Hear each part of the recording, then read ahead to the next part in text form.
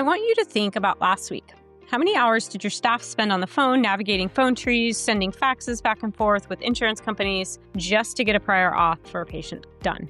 All right, so it does feel like things are getting worse. You're not imagining. A podcast where we share tips on optimizing medical billing and improving practice efficiency so you can have the business of your dreams.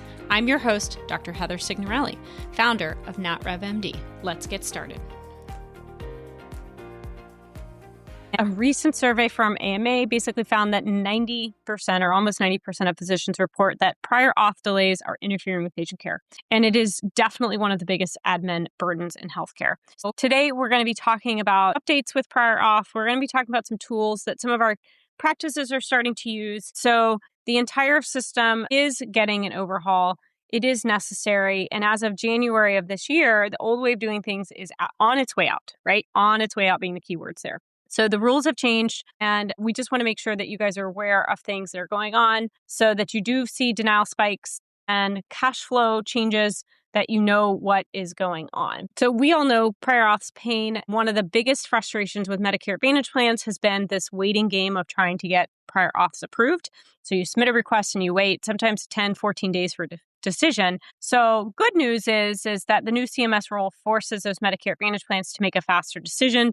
So that's 7 calendar days for standard requests and just 72 hours for urgent requests. Obviously sounds like good news, but the problem is that we're starting to see that payers are going to be much stricter with this, right? So they may deny requests instantly if they're missing a single piece of required clinical documentation. So it decreases this back and forth so that they can meet that metric. So you do have to be more careful that the submission has to be perfect when you are trying to get it approved. So obviously, things like advanced imaging or complex procedures, you just really want to make sure that incomplete submissions is limited, because it could be an automatic denial that then you have to go and deal with and could potentially lengthen that process. But again, they've made a decision, so it meets the metric, but at the same time, they're going to become more strict. So the other thing that's changing is, one of the benefits of traditional Medicare was, again, that lack of need for prior auth requirements, and that is changing. CMS has launched basically this new pilot program called WISER,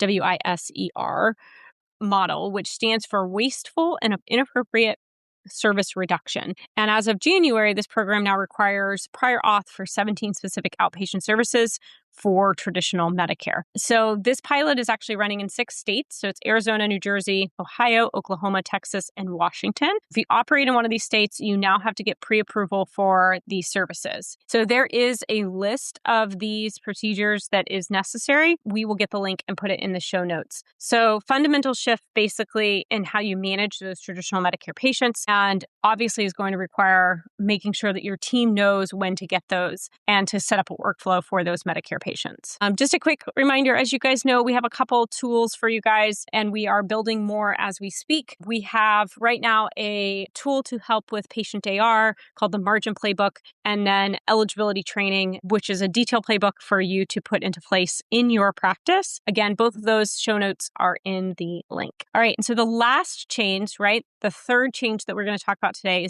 is about fax machines. So the new CMS rule mandates that by 2027, so we got some time, payers must provide a fully electronic prior auth process, ideally through an API. So this is going to mean that it's going to require even those small payers. I mean, the big payers, I think, have already done this. It's really the small payers. No more phone calls, no more faxing, clinical notes. It will be a direct digital connection that they're now requiring. So obviously, a huge opportunity to reduce errors, but only if your practice technology is going to be ready. So you do want to make sure that your practice management software is going to be one of those that is going to be connected with the payers so that you can take advantage of that. All right. So to recap, new 7-day, 72-hour decision for those Medicare Advantage prior auths. That WISER pilot to be aware of if you're in one of those 6 states for traditional Medicare of, again, those 17 services.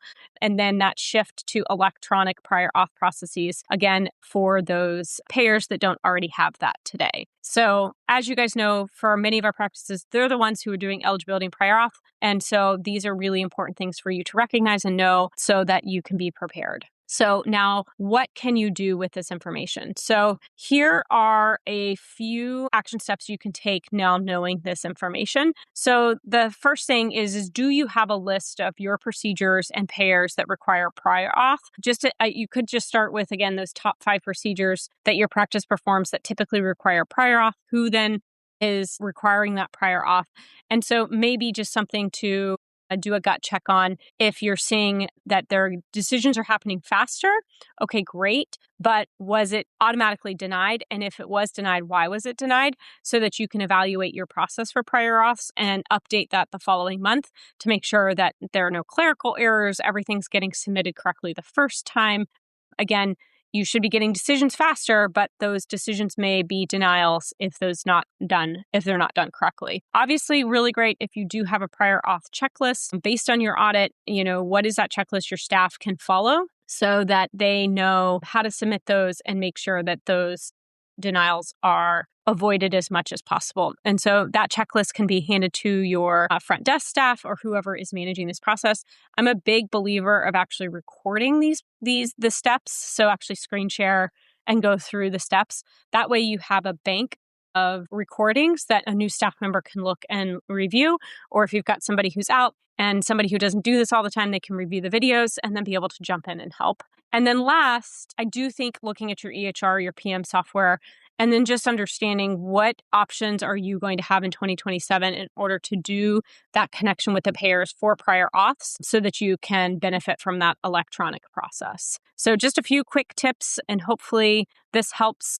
The last thing I'll add is we actually have an amazing urgent care that we work with. They're a larger practice out in California, and they're the most innovative group I think we've worked with in regards to evaluating technologies for automation. I think AI and automation, that's always the buzzwords that we're hearing. And it's, on one hand, it's nerve-wracking, right? Because you don't even know which vendor to pick. You don't know which thing to automate first. Even on our side, from an RCM perspective, we're having those same conversations internally of how do we work smarter, not harder, but also not get lost in trying all this innovation that, slows the team down. So they are evaluating some vendors out there for eligibility and prior auth to try and automate this. And I've got some vendors out there that, we've met with.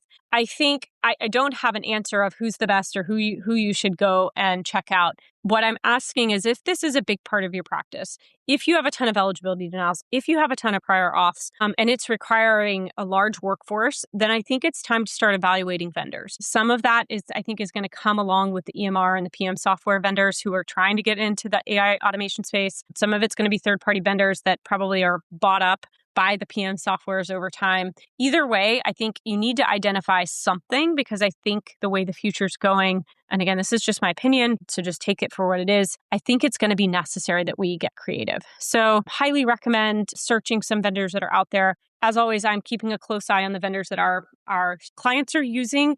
And if there's a slam dunk, I will be happy to share it. So hopefully this helps you guys just get the updated information about what's going on with prior auths and use that information to help improve your team. All right. And as always, please share this with a friend, leave us a review on wherever you're listening to this podcast, and subscribe, as it helps us grow an audience. So thanks so much, and we'll talk to you soon.